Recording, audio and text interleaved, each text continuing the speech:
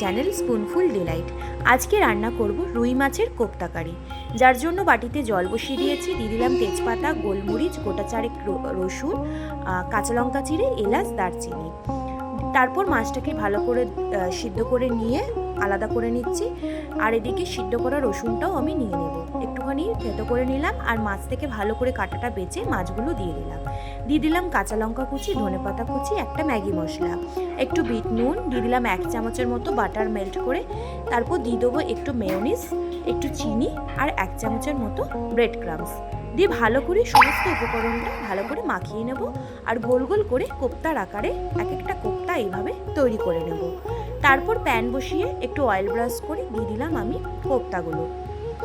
কোপ্তাগুলো দিয়ে একটু চিপে চিপে ড্যাব ড্যাব করে ভালো করে একটু শ্যালো ফ্রাইয়ের মতো করে নেব। তো দেখো কোপ্তাগুলো এক একটা করে উল্টে নিয়েছি, আর এদিকে কোপ্তাটা কিন্তু ভাজা হয়ে গেছে। প্লেটে উঠিয়ে রাখলাম। এবারে গ্রেভির জন্য সাদা তেলের মধ্যে দিয়ে দিলাম রসুন, পেঁয়াজ, কাঁচা লঙ্কা। তারপর দিয়ে দিলাম 1 চামচ লঙ্কার গুঁড়ো, 4টে কাজু, আলমন্ডস, সাদা তিল আর 4 মগজ। সমস্তটাকে ভালো করে ভেজে দিয়ে দিলাম স্বাদ মতো নুন আর একটু চিনি আর একটু জল দিয়ে দিলাম 1 চামচের মতো টক দই আর একটু মেয়োনিজ। ভালো করে একটু ভেজে নেবার পর একটুখানি কর্নফ্লাওয়ার গলা জল দিয়ে দিলাম। তারপর মশলাটাকে তৈরি করে নিয়ে ঠান্ডা করতে দিয়েছিলাম, দিয়ে মিক্সির মধ্যে ঠান্ডা করে মশলাটাকে ভালো করে পেস্ট বানিয়ে নিলাম। দিয়ে কড়াইতে 1 চামচের মতো ঘি দিয়ে ওই মশলাটা দিয়ে দিলাম।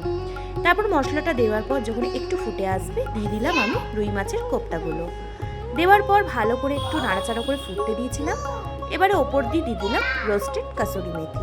ব্যাস বন্ধুরা, তৈরি হয়ে গেল কিন্তু আমাদের ভীষণ টেস্টি রুই মাছের কোপ্তা কারি। তো রান্নাটা কেমন লাগলো অবশ্যই কমেন্ট করে জানিও।